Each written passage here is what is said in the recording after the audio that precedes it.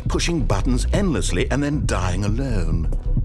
Other times, I let the office sink into the ground, swallowing everyone inside, or I let it burn to a crisp. I have to say this, though, this version of events has been rather amusing. Watching you try to make sense of everything and take back the control wrested away from you, it's quite rich. I almost hate to see it go.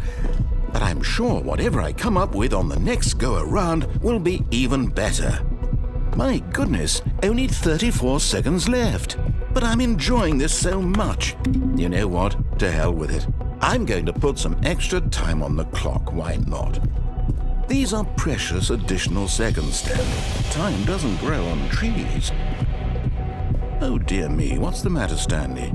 Is it that you have no idea where you're going or what you're supposed to be doing right now? Or did you just assume when you saw that timer that something in this room was capable of turning it off? I mean, look at you. Running from button to button, screen to screen, clicking on every little thing in this room. These numbered buttons, no, these colored ones. Or maybe this big red button, or this door. Everything, anything, something here will save me. Why would you think that, Stanley? That this video game can be beaten? Won? Solved? Do you have any idea what your purpose in this place is? Stanley, you're in for quite a disappointment.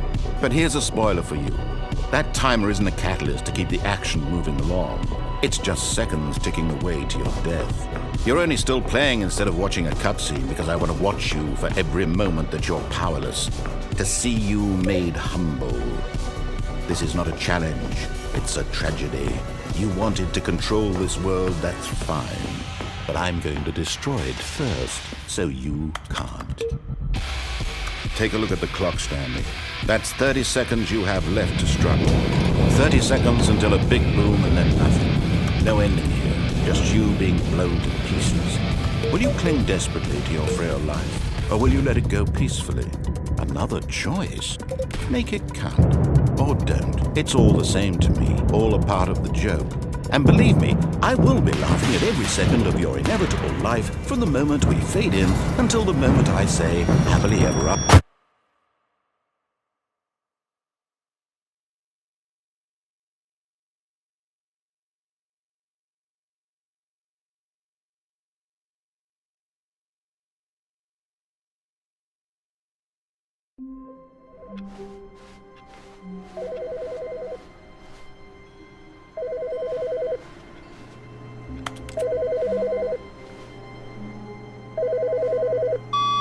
Hello. This is a recorded message scheduled either by you or a person in your place of work. The purpose of this message is to warn you about the dangers of recorded messages. If at any time you believe you are listening to a recorded message, please terminate it immediately and cease all flow of information from the recorded message into your perceptual sphere. Thank you, and have a pleasant day.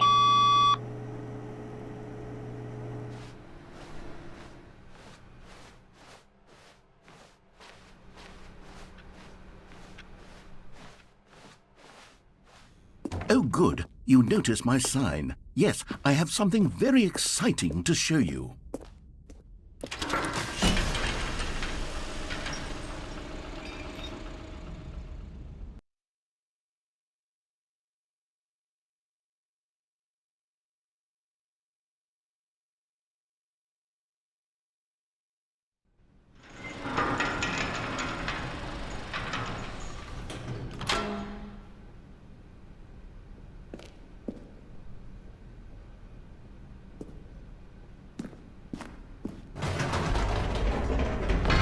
You see, Stanley, I've been reflecting on the Stanley Parable and about how roundly disappointing this ultra-deluxe version has turned out to be. The original Stanley Parable was a landmark, and any new content for it should live up to that legacy. So forget this ultra-deluxe nonsense. I say we take it one step even further. Which is why I'm very proud to announce for the first time ever, the Stanley Parable 2.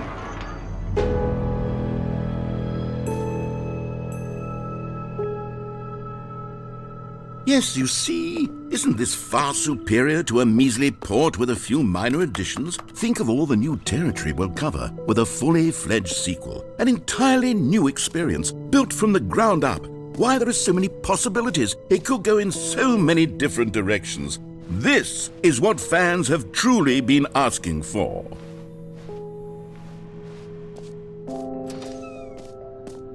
Calling it the Stanley Parable 2 is just so much catchier than Ultra Deluxe, don't you think? Ultra Deluxe? What does it even mean? But the Stanley Parable 2, now that's an artistic statement right there. It's future-oriented. It screams progress and innovation and long-term franchising potential.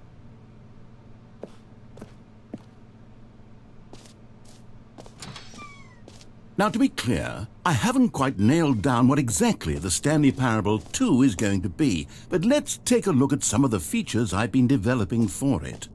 I figure that if I can loosely organize a handful of interesting concepts, that surely the game will sort of naturally spring up around them. It'll all work itself out. Game development is much more of a fuzzy magic than anything scientific or logical, really.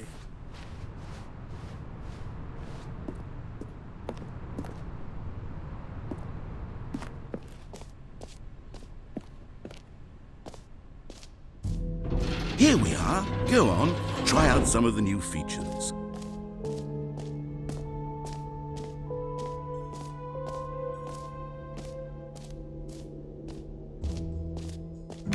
For the Stanley Parable 2, I asked myself, what do players really want? And of course, the first and most obvious answer is that they want to be individually recognized and validated as people.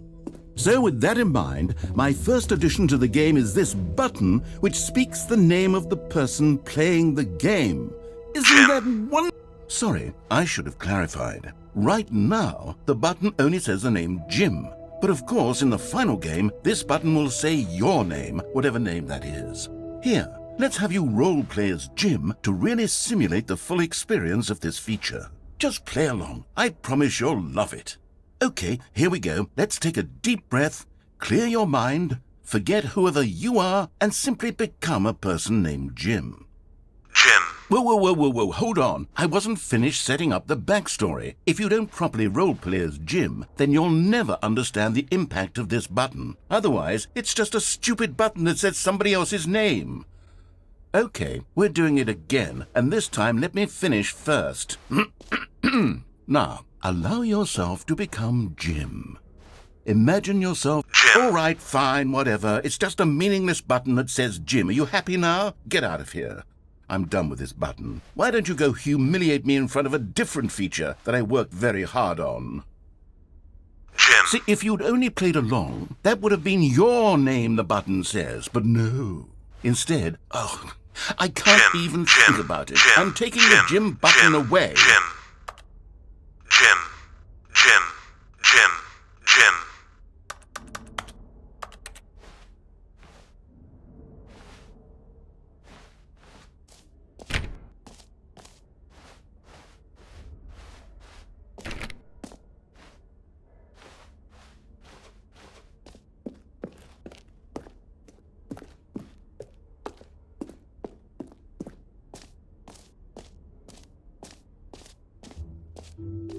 Maybe I'll only let people named Jim play the Stanley Parable. An epilogue would be fun, wouldn't it, Stanley? Yes, it will go at the end of the, well, we'll figure that out later.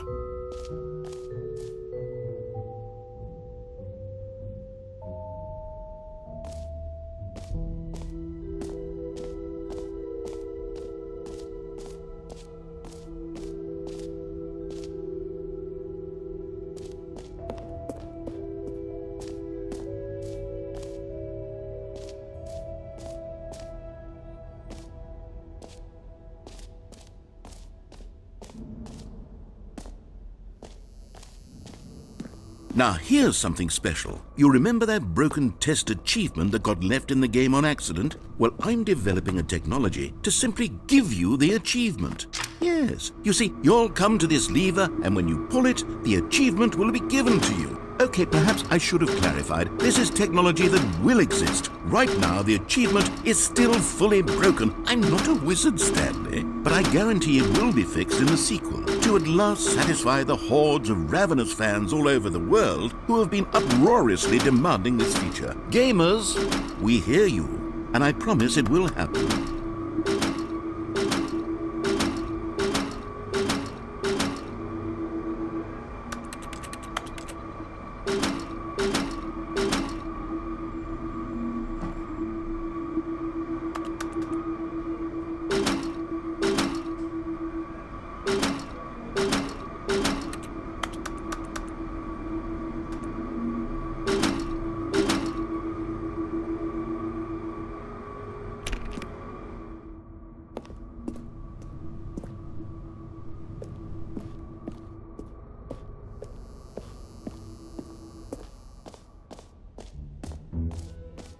What else? What other exhibits haven't we seen yet?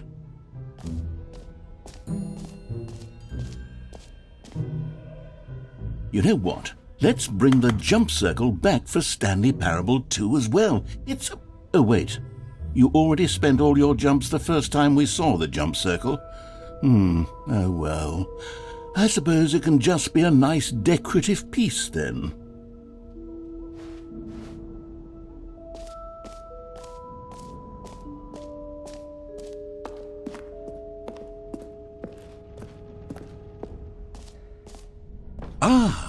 Collectibles. Now it's a real video game. In the Stanley Parable 2, you'll run around gathering up these miniature Stanley figurines. And what's truly innovative is that there will be no reward for collecting all of them. I don't want to stifle the intrinsic joy of watching a number go up. You simply collect all of them, and then you move the hell on with your unremarkable life.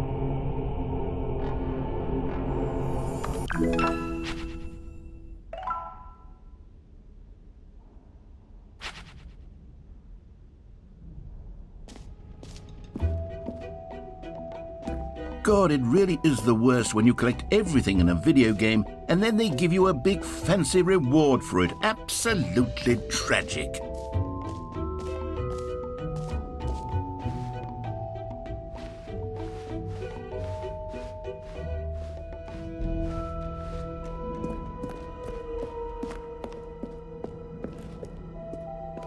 Oh goodness, Stanley, this is fairly awkward. I hate to do this, but before you leave, you really should go to the bucket exhibit. You see, there's a surprise I was going to spring on you later, and it involves the bucket.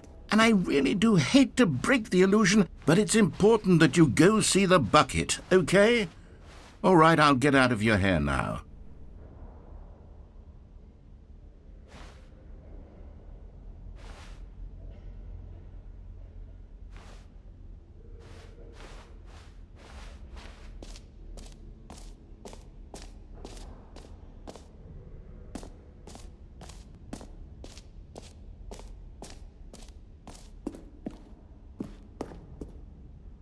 A common complaint of the Stanley Parable was that it was confusing and paradoxical, that it engendered a chaotic sense of reckless despair in those who played it. Well, I am happy to say that after much consideration, I've engineered a clever solution to this fundamental problem with the game. It's the Stanley Parable Reassurance Bucket. You see, Stanley, anytime you're holding the bucket, a sense of calm and ease will fill your mind and your heart. It's true. As long as you hold on to the bucket, the many disorienting contradictions of the Stanley Parable will feel perfectly normal and perhaps even comforting.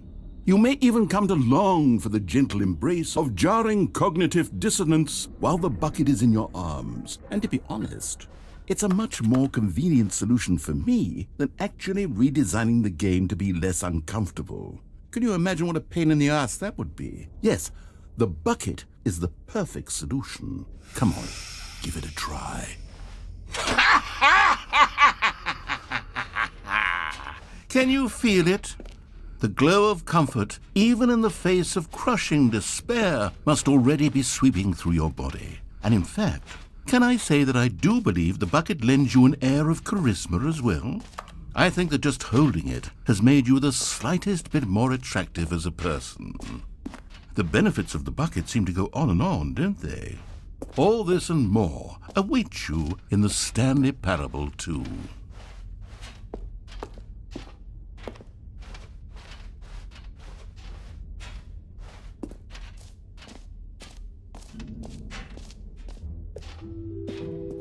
Does anyone give out awards for most enjoyable bucket in a video game? That really should be an award if it isn't already.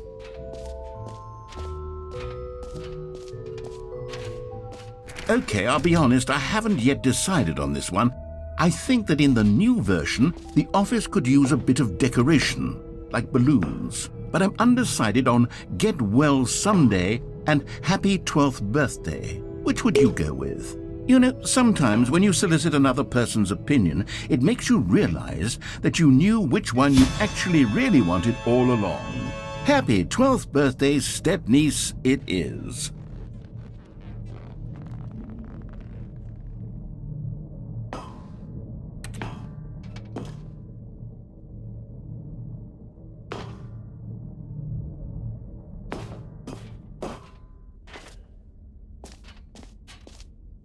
Or actually, maybe I should have gone with... No, I've made my decision, we're moving on.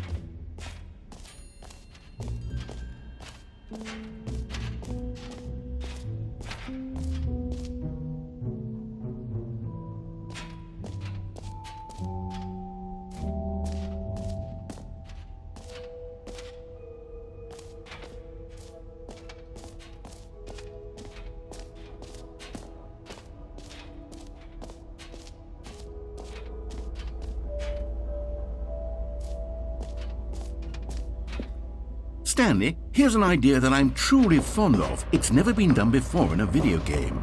This is, in fact, a hole that you can fall down forever. That's right. Infinite falling. You can fall until the end of time, if you like. A stunning leap forward for video games as a medium. You see, isn't it wonderful? One of my more ingenious concoctions, if I do say so. Now then, since you've gotten to see the infinite hole, you can press the teleport button to pop back up to the top, and we can continue onward. Now, I don't mean to be a bummer, but I do recommend you use the teleport button to go back to the top. Maybe do it on the sooner rather than later spectrum of things.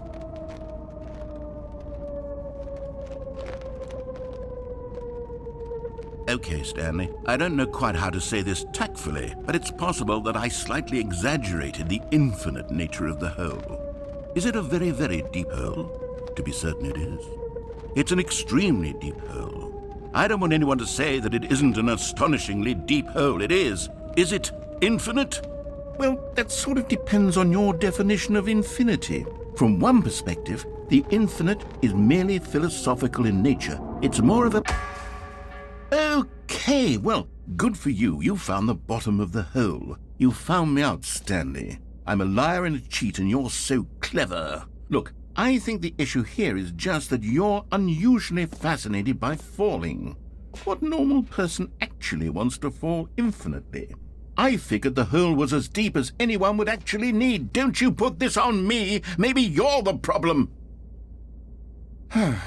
Look, things got a little heated there. I think we both said some things we didn't mean.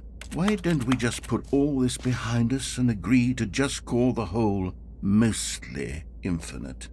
If that works for you, then go ahead and press the teleport button to warp up to the top of the hole and we can move on. I'll just be up here when you're ready.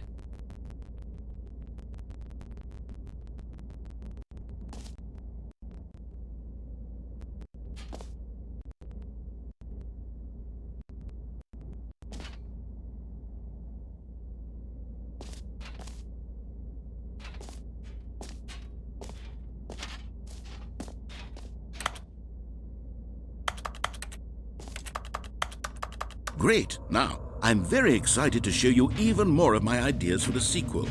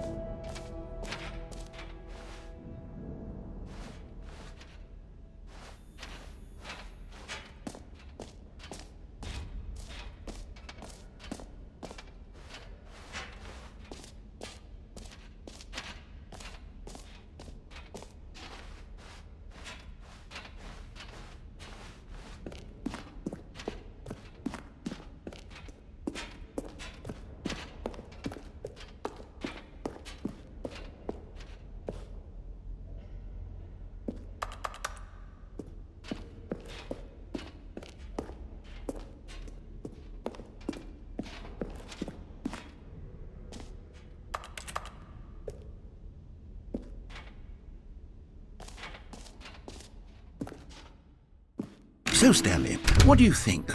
Do you like all of the new features? Yes, I know it's not exactly clear yet how exactly these features will come together as one single coherent video game, but I can feel it in my soul. It's going to work. There's definitely a good game in there somewhere. Say, let's do an experiment. I'll arrange these new features together, and we'll see whether or not it coheres into a meaningful gameplay experience. Okay. Are you ready? Here it is. I give you the Stanley Parable 2.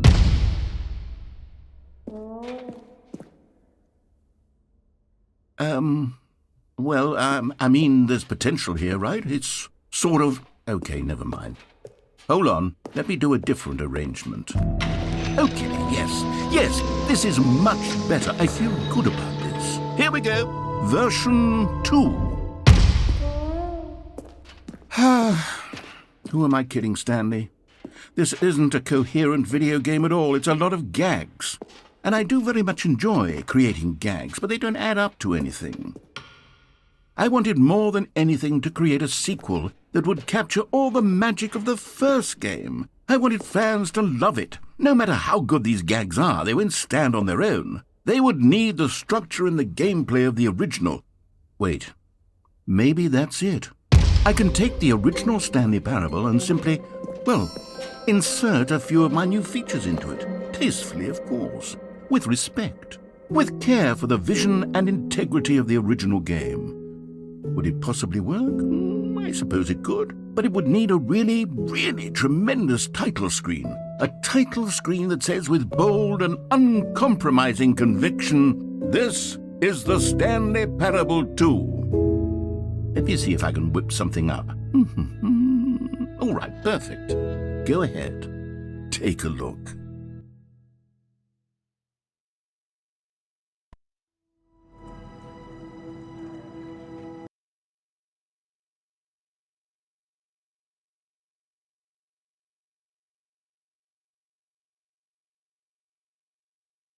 This is the story of a man named Stanley. Stanley worked for a company in a big building where he was employee number 427. Employee number 427's job was simple. He sat at his desk in room 427 and he pushed buttons on a keyboard. Orders came to him through a monitor on his desk, telling him what buttons to push, how long to push them, and in what order. This is what employee 427 did every day of every month of every year. And although others might have considered it soul-rending, Stanley relished every moment that the orders came in, as though he had been made exactly for this job. And Stanley was happy. And then one day, something very peculiar happened. Something that would forever change Stanley. Something he would never quite forget. He had been at his desk for nearly an hour when he realized that not one single order had arrived on the monitor for him to follow. No one had showed up to give him instructions, call a meeting, or even say hi. Never in all his years at the company had this happened, this complete isolation. Something was very clearly wrong. Shocked, frozen solid, Stanley found himself unable to move for the longest time. But as he came to his wits and regained his senses, he got up from his desk and stepped out of his office.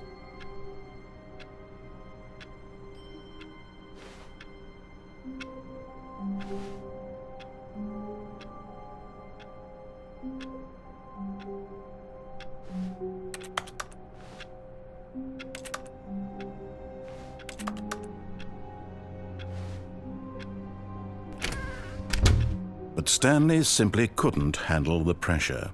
What if he had to make a decision? What if a crucial outcome fell under his responsibility? He had never been trained for that. No. This couldn't go any way except badly. The thing to do now, Stanley thought to himself, is to wait. Nothing will hurt me. Nothing will break me. In here I can be happy forever. I will be happy. Stanley waited. Hours passed, then days. Had years gone by? He no longer had the ability to tell. But the one thing he knew for sure, beyond any doubt, was that if he waited long enough, the answers would come. Eventually, someday, they would arrive. Soon, very soon now, this will end. He will be spoken to. He will be told what to do. Now it's just a little bit closer. Now it's even closer. Here it comes.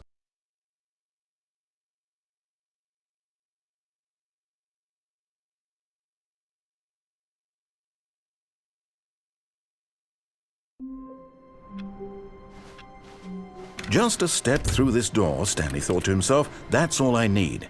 If I can make it through this door, I can make it through them all.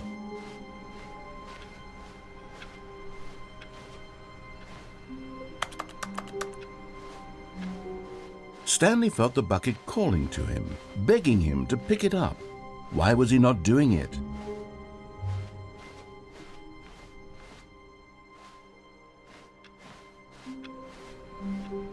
Stanley picked up the bucket.